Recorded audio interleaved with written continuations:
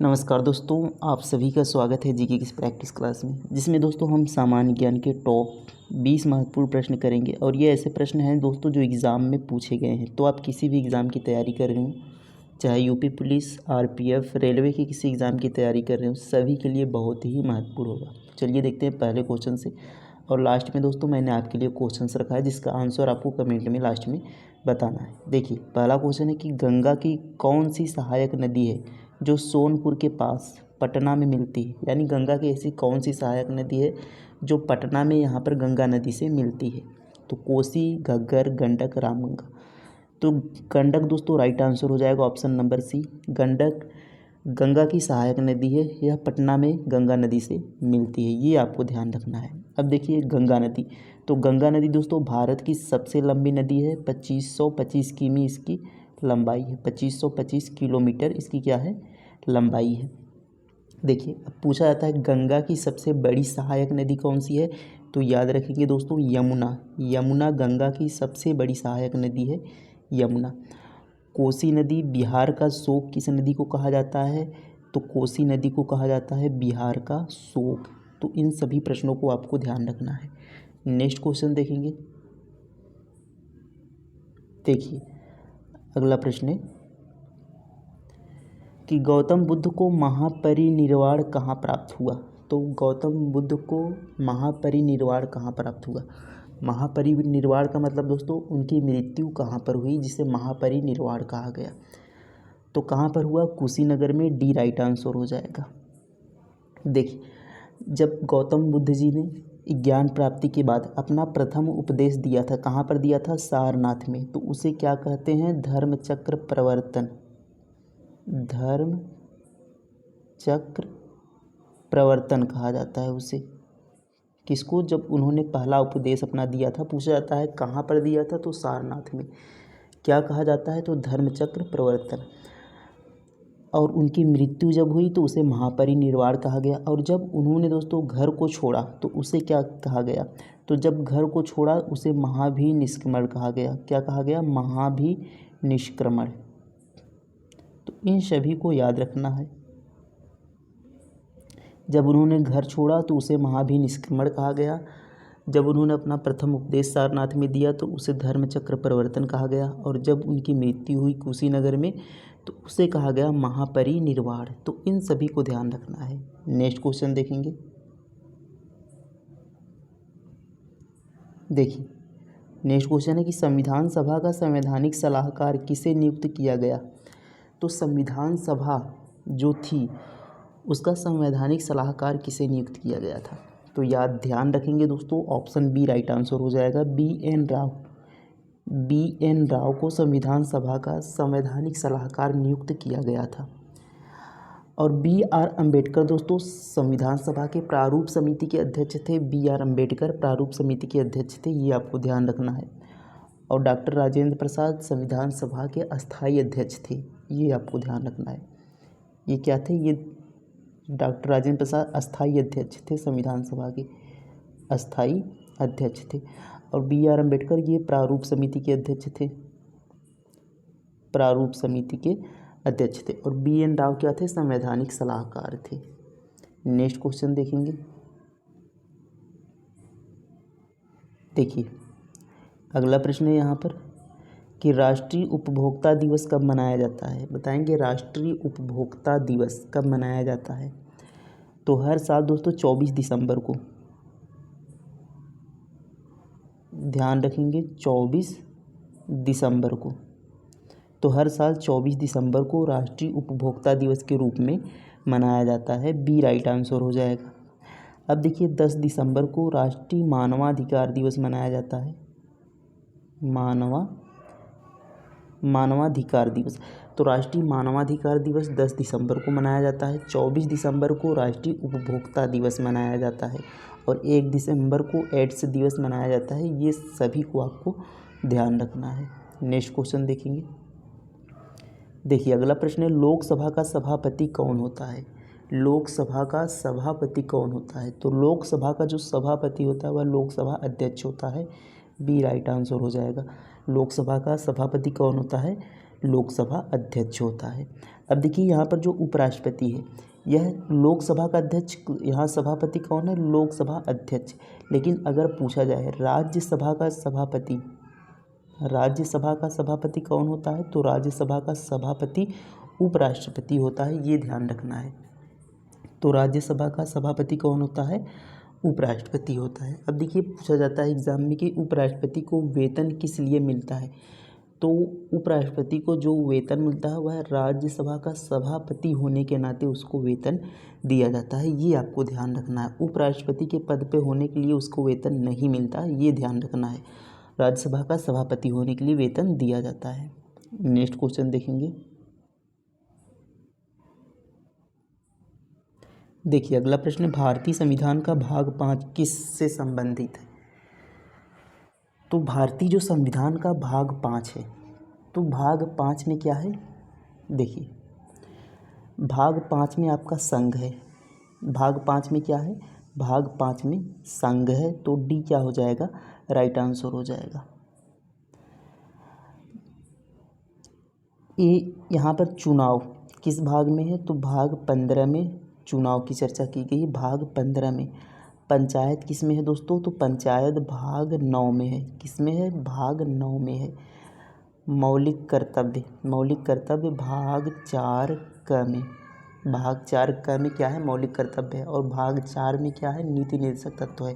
भाग 3 में क्या है दोस्तों, भाग 3 में मौलिक अधिकार है। भाग 2 में नागरिकता है।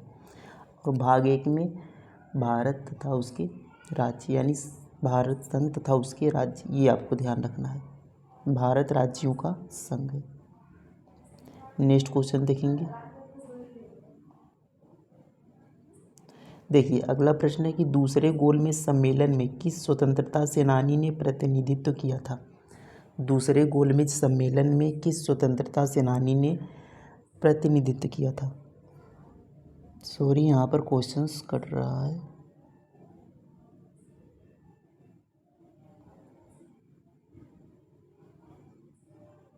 देखिए दूसरे गोलमेज सम्मेलन में किस स्वतंत्रता सेनानी ने कांग्रेस का प्रतिनिधित्व किया था। तो कांग्रेस का प्रतिनिधित्व किसने किया था दूसरे गोलमेज सम्मेलन में, तो महात्मा गांधी जी ने किया था, ए राइट आंसर हो जाएगा।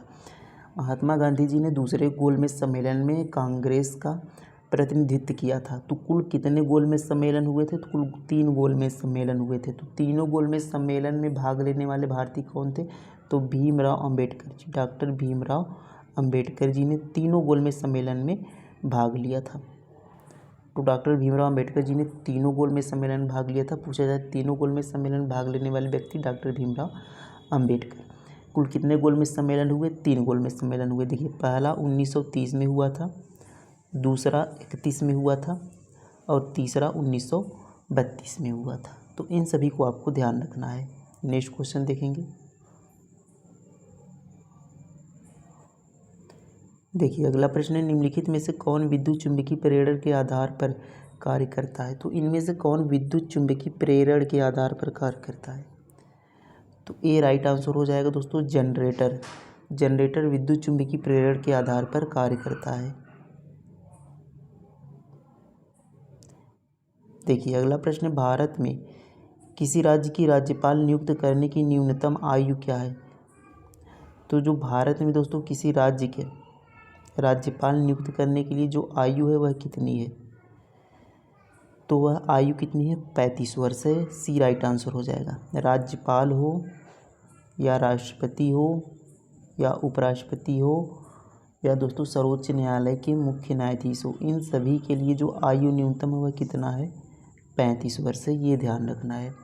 अब यदि पूछे राज्यपाल को शपथ कौन दिलाता है, तो भारत के राष्ट्रपति राज्यपाल को शपथ दिलाते हैं। नेक्स्ट क्वेश्चन देखेंगे। देखिए अगला प्रश्न, न्यायपालिका को कार्यपालिका से अलग करने से संबंधित है। तो कौन सा अनुच्छेद न्यायपालिका को कार्यपालिका से अलग करता है, तो याद रखेंगे दोस्तों 50-50। देखिए यहाँ अलग करने की बात है, यानी 50-50 अलग करना, यानी देखिए 50-50 से याद रखेंगे अनुच्छेद 50। डी क्या हो जाएगा, राइट आंसर हो जाएगा। नेक्स्ट क्वेश्चन है कि प्रथम गोलमेज सम्मेलन के दौरान भारत का वायसराय कौन था।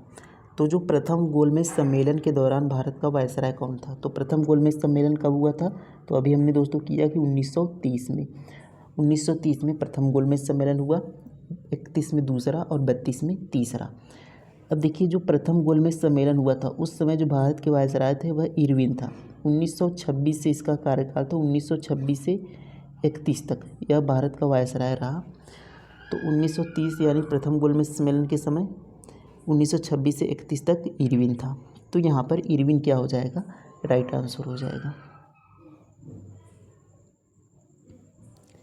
नेक्स्ट क्वेश्चन है, नागार्जुन की गुफाएं कहाँ स्थित हैं? तो नागार्जुन की गुफाएं कहाँ पर हैं? तो ये बिहार में स्थित हैं।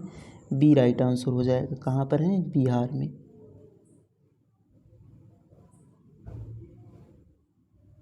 देखिए अगला प्रश्न है कि तमिलनाडु के तटीय क्षेत्रों में सर्दियों की शुरुआत में वर्षा किस कारण होती है? तो तमिलनाडु के जो तटीय क्षेत्र हैं उनमें सर्दियों के शुरुआत में वर्षा किस कारण से होती है? तो उनमें जो वर्षा होती है दोस्तों वह उत्तर पूर्वी मानसून के कारण होती है। किस कारण? उत्तर पूर्वी मानसून के कारण। अब देखिए जो उत्तर पूर्वी मानसून होती है इन्हें दोस्तों लौटता हुआ मानसून भी कहा जाता है। कौन सा मानसून? तो लौटते हुए मानसून। तो लौटते हुए मानसून के कारण तमिलनाडु के तटीय क्षेत्रों में क्या होती है? वर्षा होती है। तो यहाँ पर बी क्या हो जाएगा? राइट आंसर हो जाएगा। नेक्स्ट क्वेश्चन देखेंगे। देखिए अगला प्रश्न है, भगवान महावीर राष्ट्रीय उद्यान भारत के किस राज्य में स्थित है? तो भगवान महावीर राष्ट्रीय उद्यान यह भारत के किस राज्य में है? तो यह गोवा में स्थित है। सी राइट आंसर हो जाएगा, गोवा में। नेक्स्ट क्वेश्चन है कि भारतीय संसद का कौन सा सदन जनता द्वारा प्रत्यक्ष रूप से चुना जाता है? तो भारतीय संसद का कौन सा सदन है जो जनता द्वारा प्रत्यक्ष रूप से चुना जाता है? तो भारतीय संसद के कितने सदन हैं? तो 2 सदन हैं दोस्तों, लोकसभा और राज्यसभा। लोकसभा और राज्यसभा संसद के 2 सदन हैं। अब देखिए जो जनता द्वारा प्रत्यक्ष रूप से चुना जाता है वह कौन सा चुना जाता है? वह लोकसभा के सदस्यों को चुना जाता है। लोकसभा के सदस्यों को जनता द्वारा प्रत्यक्ष रूप से चुना जाता है, जो कि अभी लोकसभा का चुनाव चल रहा है। तो ये आपको ध्यान रखना है कि ए वाला राइट आंसर हो जाएगा लोकसभा। नेक्स्ट क्वेश्चन देखेंगे। देखिए अगला प्रश्न है कि रेड शब्द निम्नलिखित में से किस खेल से संबंधित है? तो याद रखेंगे दोस्तों रेड शब्द है जो वह कबड्डी में प्रयोग होता है, कबड्डी से संबंधित है। सी राइट आंसर हो जाएगा। रेड शब्द किससे संबंधित है? कबड्डी खेल से संबंधित है। नेक्स्ट क्वेश्चन है कि द्रव्यमान और वेग का गुणनफल क्या है? तो द्रव्यमान और वेग के गुणनफल को हम क्या कहते हैं? संवेग कहते हैं। तो याद रखेंगे संवेग बराबर होता है द्रव्यमान गुणे वेग। तो ये क्या हो जाएगा? राइट आंसर हो जाएगा। नेक्स्ट क्वेश्चन है कि यहाँ पर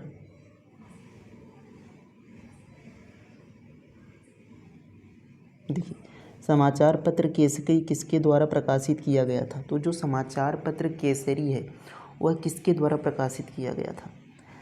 तो केसरी समाचार पत्र दोस्तों बाल गंगाधर तिलक द्वारा प्रकाशित किया गया था। बी राइट आंसर हो जाएगा। किसके द्वारा? बाल गंगाधर तिलक जी द्वारा। अब देखिए यंग इंडिया किसकी? यहाँ पर यंग इंडिया पत्रिका महात्मा गांधी की है, यंग इंडिया। तो इसको भी आपको ध्यान रखना है, यंग इंडिया। नेक्स्ट क्वेश्चन देखेंगे और यहाँ पर महात्मा गांधी की एक हरिजन भी याद रखेंगे। कौन सा? हरिजन।